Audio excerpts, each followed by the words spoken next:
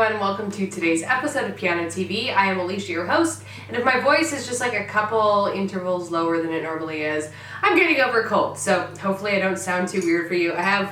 Well, it's coffee, it's not tea. I mean, I'm not a perfect person. Oh boy, what a great start. It was important that I come on today's video though and talk to you guys about 23 different ways that you can gain confidence on the piano. Now, the number 23 is not random. It's because I created a PDF resource for you guys. It's like a little mini ebook with 23 piano practicing strategies. Now, you can, if you check out the link below, you can download the PDF for free. And what I'm going to do in today's video is just kind of like break down 23 different things that I've learned from 22 different people plus myself. So I'm kind of like throwing myself in there too. And just, I'm going to do this like as quickly as I can, which is why I'm drinking coffee. Hopefully it'll like raise my rate a little to pick up the pace, so I don't want to sit and talk too much longer. We're going to talk about 23 things that I learned from 22 wonderful people and then myself thrown in there also. And yeah, I think it'll be a lot of fun. Let's get started. Okay, so tip number one is to learn the intervals.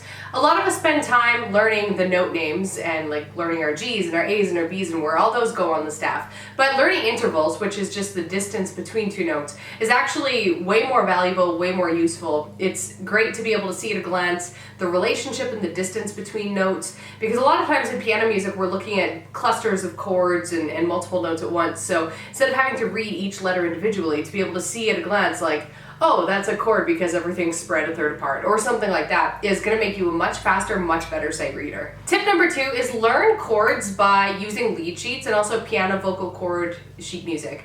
That's just the kind of music that you buy at a music store where it'll give you the piano part, and then it'll give you like a third vocal line, and then it'll give you chords on top. It's kind of like all for one for all music where you can have a singer in there, a guitar player in there, and so on.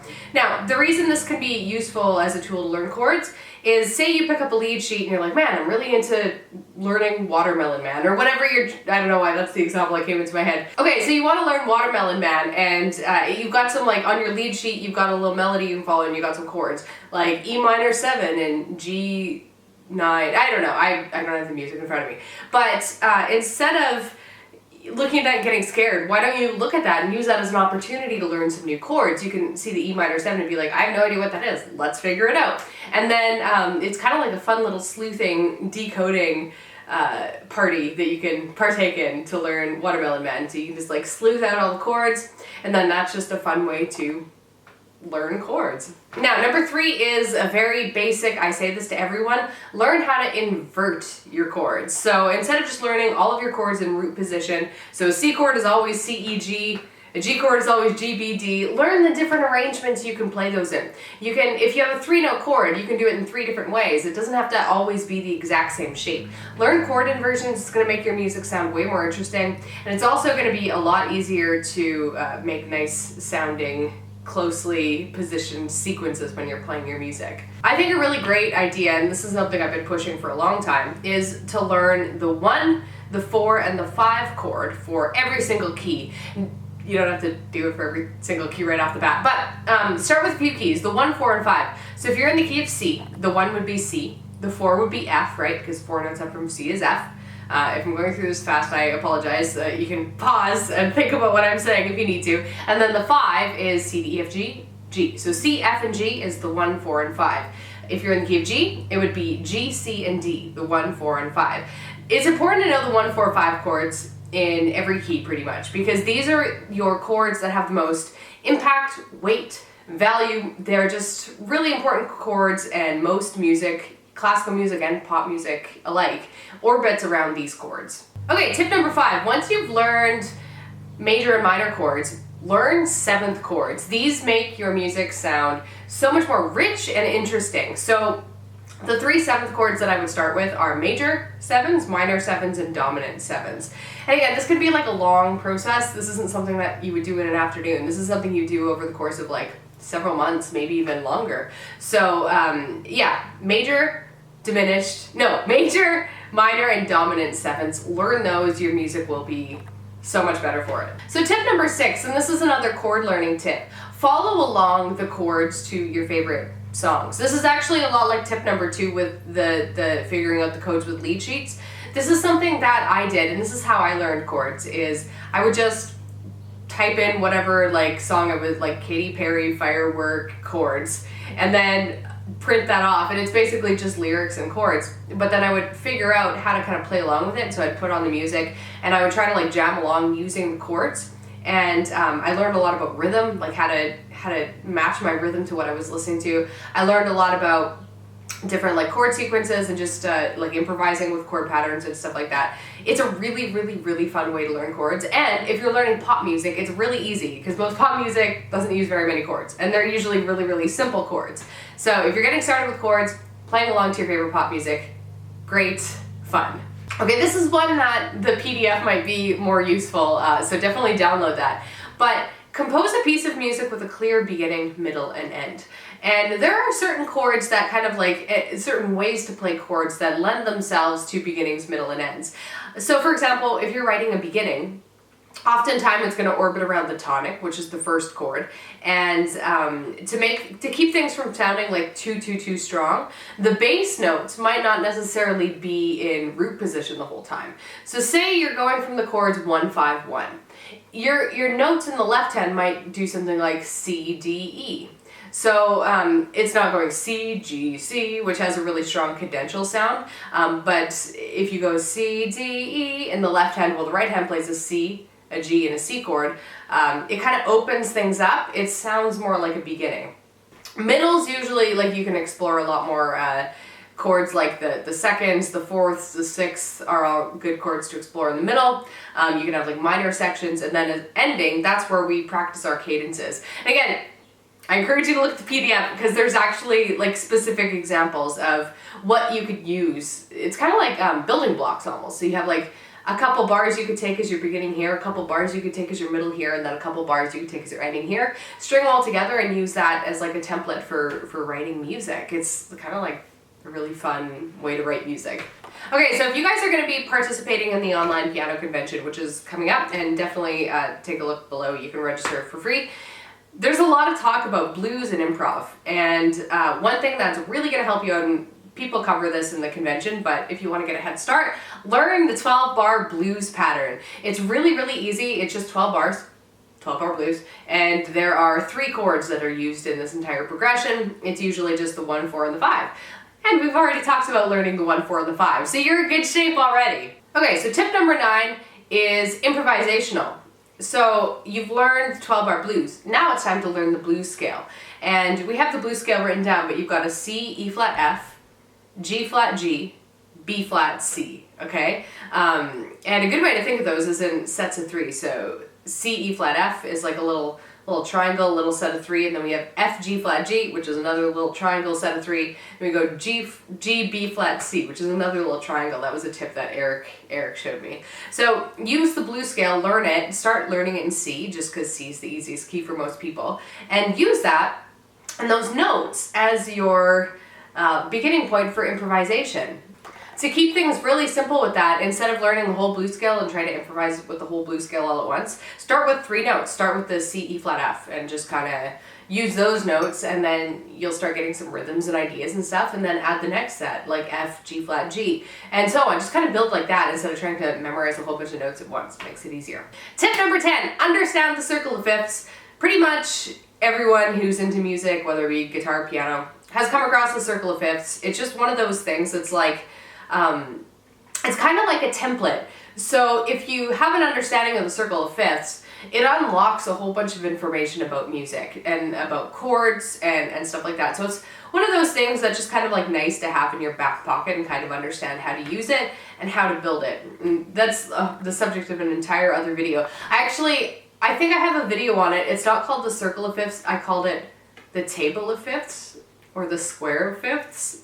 I can't remember, but I do have a video on it, but also check out the PDF as well. When I was talking to all these different musicians for the convention, one thing that a lot of them mentioned was how useful it was for them to know scales, and how scales allowed them to do things like improvise and and compose, which normally you think learning scales is like purely like a classical thing. Classical musicians learn how to do that, or it's just simply for building technique. But it actually gives you a lot of information about music and about the different keys of piano. So learn the major scales, but don't necessarily just like memorize a bunch of major scales. And again, this is a long process. Learn the formula. There's a specific pattern of whole tones and semitones in a major scale. And the semitones always occur between the third and the fourth note. So in a C scale, that would be E and F. And then the seventh and eighth note, which in C scale would be B and C. And this is a really important pattern to know. And those semitones actually inform a lot of the sound of music. And I'm getting really abstract with this. You want to check out Jason Siverd's session for more about this. But the F's always want to, the 4s always want to resolve to the 3, and the 7s always want to resolve to the 1. So the semitones, where they are in the major scale, kind of informs the harmony choices that musicians make, whether they're conscious of it or not. Really cool stuff, like really interesting discussion. If that's all over your head, start by learning a few scales and learn why they use the notes that they do. Tip number 12, try a modal jazz improvisation. And this sounds way scarier than it is. If you're doing a modal jazz improv in the left hand, all you have to do is play a 4-note chord with, actually you could do this in both hands, with just built-on triads. So your first chord would be C, E, G, B. They're all just a third apart. And then you could move up to D, which would be, again, like keep everything a third apart. E, keep everything a third apart. And what you end up with, if you just kind of go up the keyboard like this, you get like this really nice jazzy sound. And once you walk up the keys, feel free to start mixing it up. In your left hand, you could play full held chords. In your right hand, you could kind of break them up and make them like more melodic sounding. It's just, these are really, really, really easy chords to work with because you don't have to worry about any black keys or anything like that. And they all tend to sound good in relation to one another. So you don't really have to worry about wrong notes. Always a good thing. Okay, this is a fun practice tip. This is kind of different than the other things we've been talking about. But if you're having a hard time speeding up your music, try the chaining exercise. So what this means, say you're practicing a C scale. Instead of trying to do the entire C scale really fast, start with like the first 3 or 4 notes, ba-da-da-da, and just work on that gesture. See if you can get just those 4 notes fast into your like ba-da-da-da, ba-da-da-da, and then once that feels good in your hand, work on the next 3 notes, da-da-da-da, but that was 4. And once you can do those notes fast, chain them together. So you go ba-da-da-da-da, that. Yeah, don't listen to my singing, and I'm sick. So that's essentially how the chaining exercise works though. You practice little tiny segments of your piece really fast, and then you string them all together, and then magically you can play them fast. It takes work, but it's a really effective way to learn how to play fast.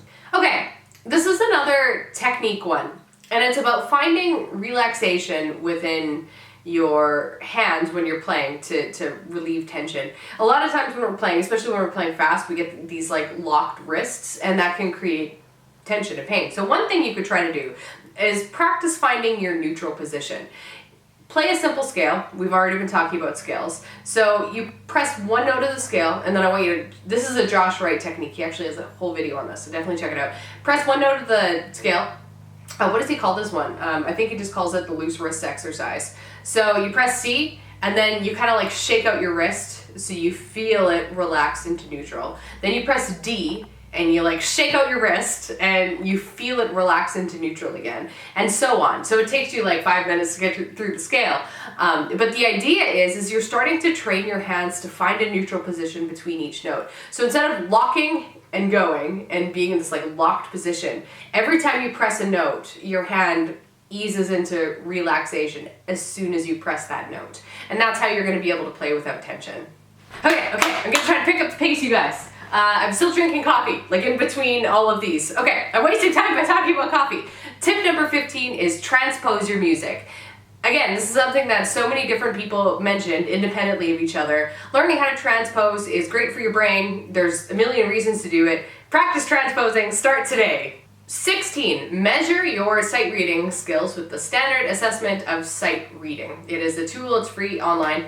You can use it to basically test your sight reading level and use it to measure your improvement over time. It's really fun. You just need a digital piano and something that plugs into the computer to do it. You don't even need that, but it makes the experience better. Strategy 17, this is a fun one. Learn a musical sequence. And the sequence I recommend you learning is the Pachelbel sequence. That's the canon D. Like, let me just lean over. So you go D, A, B, F sharp minor, G, D, G, A. Now, the reason this is a sequence is because there's like a very specific interval pattern that the chords move to. It kind of goes like, what is it? Does it go down in thirds? I have to see it. Yes. It's a descending third sequence. You can actually have like your bass line just descend in steps too. It's a really cool sequence and it will teach you a lot about chords. Tip 18. I've done an entire video on this, so check it out. Learn 40 pieces this year. And this is related to something that Joseph Hoffman was saying, but basically it's a really good idea to learn a lot, like a broad palette of music, explore a vast variety of repertoire, instead of just getting really fixated on like 3 pieces an entire year. You can still have these challenging stretch pieces, but there's so much great piano music, and if you are constantly exposing yourself to new music, you're going to just become such a better sight reader, among other things. 19, record your practice session. And I don't mean like off in the future when you're an amazing piano player. You're already an amazing piano player. So record, and even if you're just starting, record your practice session today. Because it's kind of a pain, and I resist doing this sometimes too, but it'll teach you so much about, and even better if you can video record yourself, because then you can see if you have any weird postural quirks. Like maybe you like do mood dancing when you play or something and you had no idea. I don't know. There might be something weird like that, right? Or maybe you'll see that you're like really stiff and your elbows do funny things, or you're doing like weird little like chicken dances. But aside from like the visual things, even if you just audio record yourself, you will learn so much about your performance. Maybe you'll notice moments where your rhythm is just like totally wild. Maybe you'll notice, oh, I thought that forte was tame, but it actually sounds really aggressive. Things like that. Number 20, record yourself, but this one's different. Record yourself at your weekly piano lesson performing a piece. So if you're practicing a piece for Mrs. Brown, then go and hit the record button on your phone when you sit down to perform that piece for Mrs. Brown. Because performing is a different experience from just practicing. And by recording a performance, you'll be able to see how your performance evolves over time.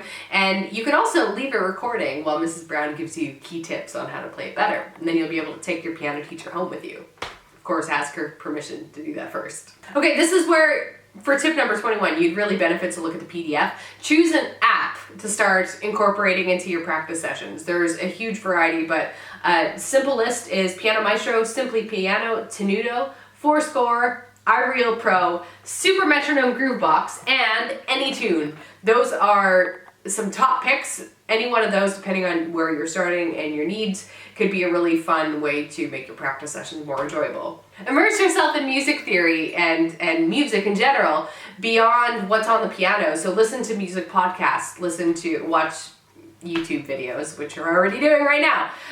You can follow people, certain music theory influencers on Facebook, Twitter, etc. But instead of just having your piano learning be limited to when you're at the piano, expand that by allowing music information to filter into your life in other ways. There are so many great YouTube channels to check out. There are really great podcasts to check out. What I was just listening to the other day, I believe was called Song Appeal. It's basically they just get really nerdy into pop music. And tip number 23, the last tip, we made it guys, is start a piano meetup group. This could be like super informal. If you know a few people who are playing piano and learning, invite them over to your living room once a month and you can have like snacks and wine and all of you can perform a piece for each other, and you can invite your friends, you can make like a little group of it. So say there's only like 4 of you and you all invite your significant others, then all of a sudden you have 8 people there and you have a little bit of an audience. It's just a way to, and you could obviously expand and make it much more grand than just being in your living room. But building a community around practicing piano is so great because not only is it really motivating, it just makes the whole experience of learning an instrument that much more fun. And with that said, we just created a Facebook group for this event, the online piano convention that I've been mentioning. So if you want to join a community of people who are really passionate about playing and learning the piano, definitely check out that group. I'll have it linked below, as well as the link so you can download the ebook that I've been referencing. It goes into more depth than I did in this video because I didn't want this video to be 2 hours long. So check that out. I hope you enjoy it, and yeah, everything will be below. Thank you for watching today's video. I'll catch you in the next one. Bye, guys.